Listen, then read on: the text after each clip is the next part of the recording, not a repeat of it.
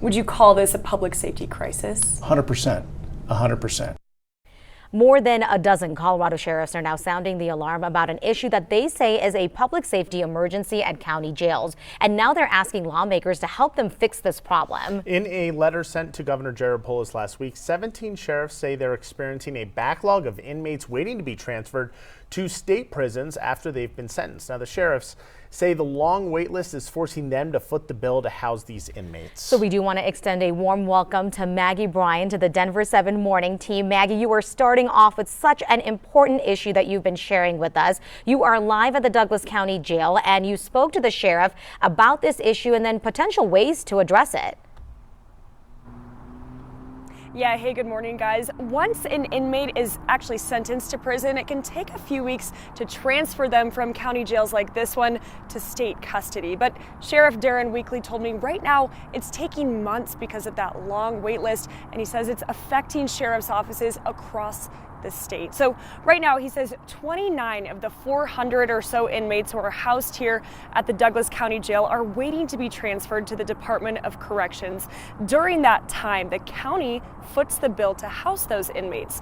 Colorado law does require the state to reimburse counties $77 per day per inmate to house sentenced inmates, but Sheriff Weekly says the true cost for his office is more than double that, around $168. So some of the solutions in that letter you mentioned include contracting more facilities to house inmates or increasing emergency bed space at state prisons. Also, sheriffs say they'd like to see that reimbursement rate go up a little bit too. Sheriff Weekly did not seem too hopeful about lawmakers reaching a solution soon, given the tight budget the state is working with. What would you say to any legislators who say, okay, look, we're facing this humongous budget shortfall. This is not a priority right now. It should be a priority. The most important role of government is public safety. And in Colorado, we've got a lot of work to do in that arena. And the state is in a budget crisis, no question, but it needs to prioritize public safety over all the little special projects they have going, because this is a serious problem.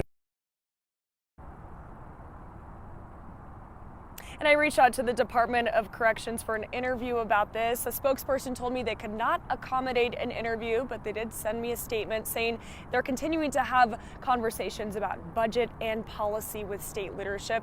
I also reached out to Governor Jared Polis's office. His office sent us a statement saying that Governor Polis agrees with the letter and looks forward to working with sheriffs to tackle the backlog. The state of Colorado continues to face a difficult budget environment exacerbated by federal cuts. And during our interview, I asked Sheriff Weekly why he thinks this backlog started in the first place. He says it's because of Colorado's population growth and the state not planning for it within the justice system. Dan. Yeah, so Maggie, how is this impacting the Douglas County Sheriff's Office budget? We're just talking about the issue and kind of some of the strains that they're put under, but are they having to make cuts in other areas to afford housing and sentenced inmates? Yeah, I asked Sheriff Weekly that question. He said they're not having to make cuts in their budget just yet, but he said with the taxpayer dollars they're using to house these DOC inmates, they could be using that money to put, say, more deputies in the detention center or more deputies out on the streets. Live in Douglas County, I'm Maggie Bryan, Denver 7.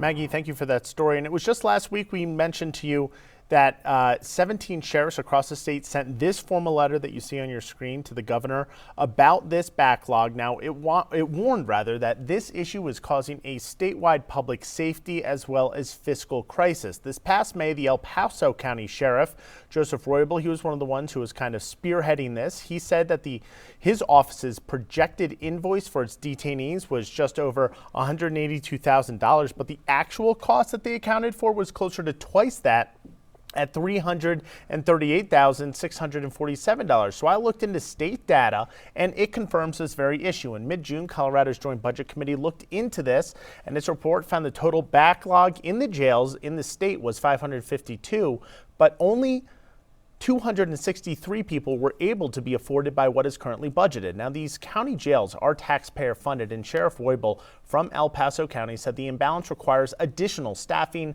medical support, medication, and meals for those in custody.